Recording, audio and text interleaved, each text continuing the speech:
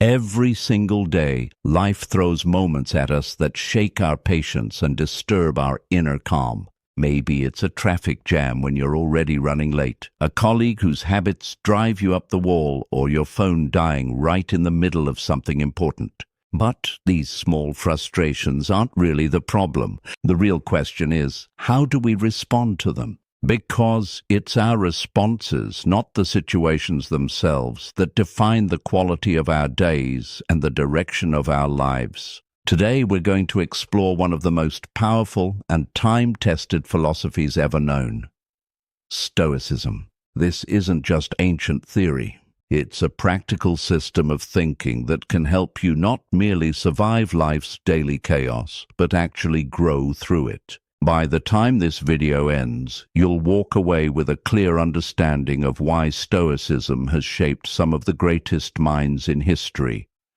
And more importantly, you'll have real, actionable tools you can start using today to build a more peaceful, resilient version of yourself. So let's begin this journey together into a philosophy that teaches us to master our reactions, find our calm, and become better human beings in the process. If this resonates with you, please hit subscribe and make sure you watch till the end. Every part of this matters. Let's start with something honest. Everyone gets angry. It doesn't matter how spiritual, wise, or composed a person is. Anger is a fundamental part of the human experience, and that's completely okay. What Stoicism adds to this conversation is something truly powerful. You may not always be able to prevent anger from arising, but you absolutely have the ability to choose what happens next. This is where the philosophy becomes transformative.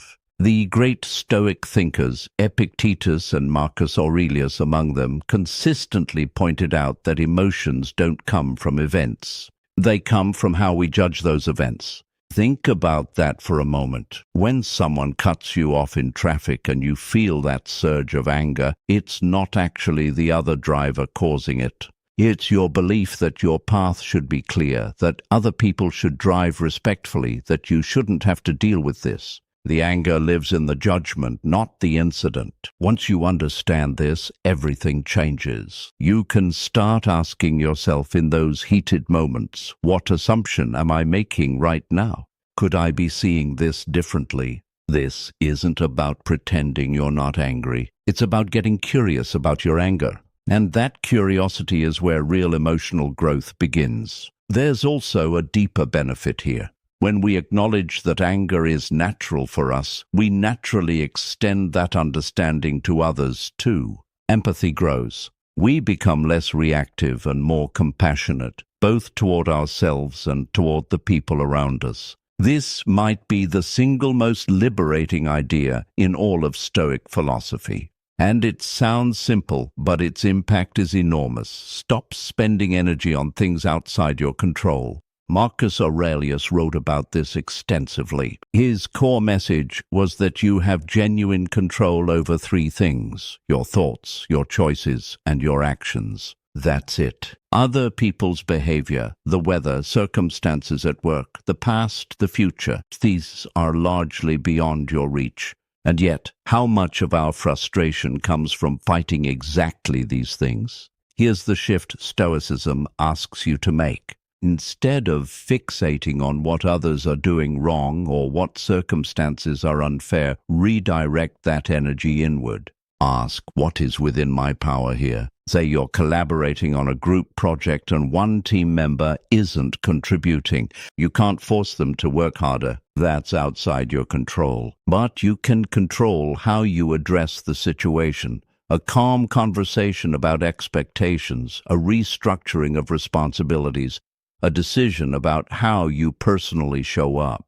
By focusing there, you reduce your frustration and actually move toward a solution. The same logic applies to that traffic jam. You didn't create it. You can't dissolve it. But you can turn on something that calms your mind, use the time to think through your day, or simply breathe. Over time, consistently applying this principle builds a mindset that isn't easily rattled, because you know exactly where your power lies and you're not wasting it elsewhere. Mindfulness and Stoicism are natural companions. Both are rooted in the same essential practice, being present, aware, and intentional rather than reactive and automatic. When something upsets you, there's usually a fraction of a second between the trigger and your reaction. Mindfulness is the practice of expanding that space. The more you cultivate it, the more choice you have in how you respond. Instead of snapping back at someone who irritated you, you notice the surge of emotion, observe it, and then decide how to respond in a way that actually reflects who you want to be. Incorporating mindfulness doesn't have to be complicated. One of the simplest methods is breath awareness. The next time you feel anger or anxiety building, deliberately slow your breathing down. Deep, intentional breaths do something physiological. They interrupt the stress response and bring you back to the present moment. Another practice is what you might call full presence attention. Pick something ordinary, your morning tea, a short walk, washing your hands, and give it your complete focus. Notice everything. The temperature, the sensation, the sounds around you. This may seem trivial, but it trains your mind to be present. And a present mind is far less likely to be hijacked by reactive emotions. Stoicism also reminds us that emotions, like everything else, are temporary. Mindfulness helps us experience this truth directly. You're angry, okay? Notice it, name it, and know that it will pass, just as every emotion before it has passed. You are not your anger. It is simply a weather pattern moving through you. One of the most profound and peaceful realizations a person can arrive at is this: nothing lasts forever. Not your pain, not your problems, not your frustration, but also not your joy, your comfort, or your current circumstances. Everything is in motion. Everything is changing. Stoics embrace this truth as a source of strength rather than sadness. When you internalize the impermanence of things, the grip that negative experiences have on you loosens. You stop clinging so tightly to how things should be and start flowing more gracefully with how things actually are. We often feel the most anger when reality doesn't match our expectations. A plan falls through. A relationship changes. Something we counted on disappears. Our instinct is to resist, to push back, to stay upset. But Stoicism asks us, what if you accepted the change instead? What if you trusted that even this disruption is part of a larger movement that you don't yet fully see? There's real freedom in this. When you look back at moments in your life where things didn't go the way you wanted, often with enough distance, you can see how those detours led somewhere meaningful. Impermanence works in every direction. To build this awareness, pay attention to natural cycles. Watch how seasons transition. Notice how your own moods shift throughout a single day. These quiet reminders that change is constant can slowly reprogram how you relate to disruption, not as a threat, but as a natural rhythm of living. Most people react to their emotions. Stoics study them. The Stoic approach to emotional life isn't about suppression. It's about inquiry. Every strong feeling, anger, anxiety, jealousy, sadness, is pointing to something. A belief you hold, a value that feels threatened, a fear you haven't examined. When you learn to ask why you feel what you feel, you gain an entirely different relationship with your inner world. Take a simple example. Someone interrupts you during a conversation and you feel irritated. Why? Is it because you feel dismissed? Because you believe your words aren't valued? That irritation is a doorway.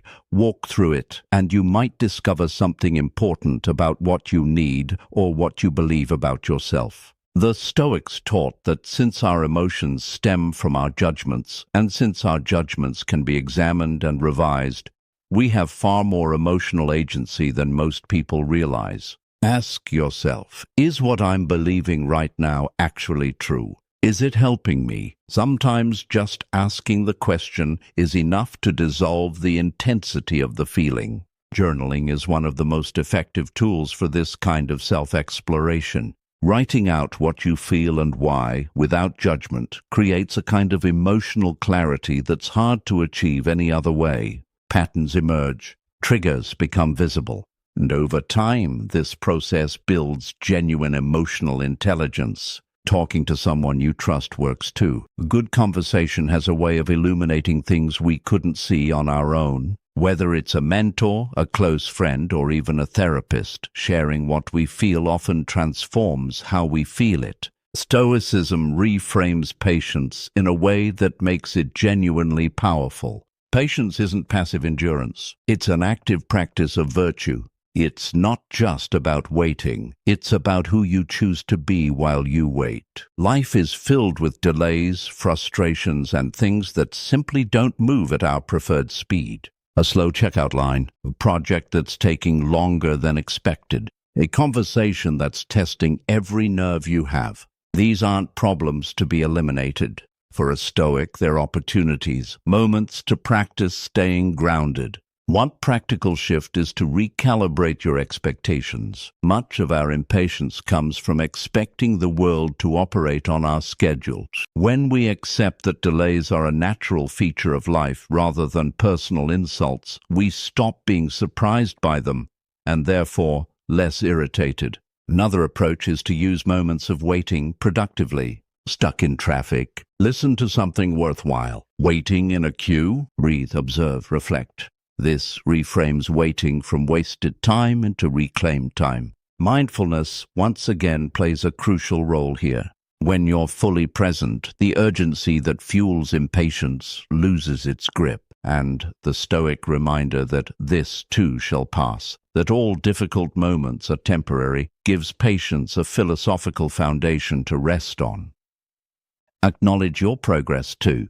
When you manage to stay calm in a situation that would typically set you off, that's a genuine win. Recognize it. Celebrate it quietly. These small victories compound over time. Forgiveness might be one of the most misunderstood concepts in personal growth. It is not about excusing what someone did. It is not about pretending the harm didn't happen. It is about refusing to let someone else's past actions continue to damage your present peace of mind.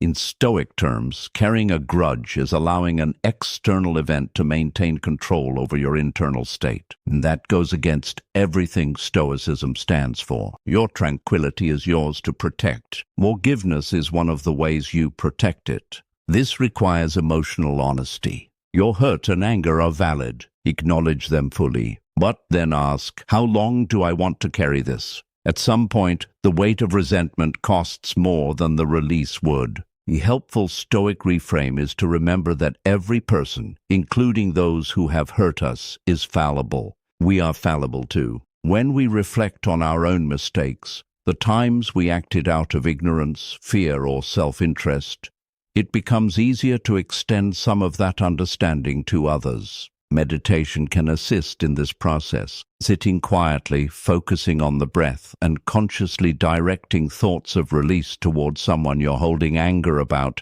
doesn't mean you're endorsing what they did. It means you're choosing your own peace over your grievance. And remember, forgiveness unfolds in layers. You don't have to arrive at complete peace overnight. Each small step toward letting go is meaningful. Each moment you choose not to replay the resentment is progress. Self-control is the foundation that all the other lessons rest upon. Without it, none of the others are sustainable. At its core, self-control is the ability to pause, to create space between impulse and action. That pause is where your values live. That pause is where you decide who you actually want to be rather than who your emotions are pushing you to be. The Stoics believed that daily reflection was essential for strengthening this capacity. Each evening, take a few minutes to review your day honestly. Where did you exercise self-control well? Where did you fall short? What triggered it? This kind of reflection isn't self-criticism, it's self-knowledge. And self-knowledge is how we improve. Setting clear personal standards also helps. Decide in advance how you want to behave in certain types of situations. During arguments, under stress, when you're tired or hungry. When you've already decided, the decision doesn't have to be made in the heat of the moment. Visualization is another powerful technique. Before walking into a challenging situation, mentally rehearse yourself handling it with calm and dignity. The mind doesn't always distinguish well between vivid imagination and real experience, so this mental rehearsal actually prepares your nervous system for the real thing. The Stoics also advocated voluntary discomfort, small deliberate challenges to build willpower. Cold showers, skipping a meal occasionally, resisting a craving, not as punishment but as training. These small acts of discipline reinforce the belief that you are capable of more than your impulses, and that belief carries over into every area of your life. You will have setbacks. That's not failure. That's being human. What matters is that you notice them, understand them, and keep moving forward. Every act of self-control, however small, is a quiet confirmation that you are the author of your own life, not its victim. Stoicism isn't a philosophy for a perfect world. It's a philosophy built for the imperfect one we actually live in. These 8 lessons aren't meant to be mastered overnight. They're meant to be practiced, returned to, and slowly woven into how you live. Start with 1. Apply it today, and notice what begins to shift.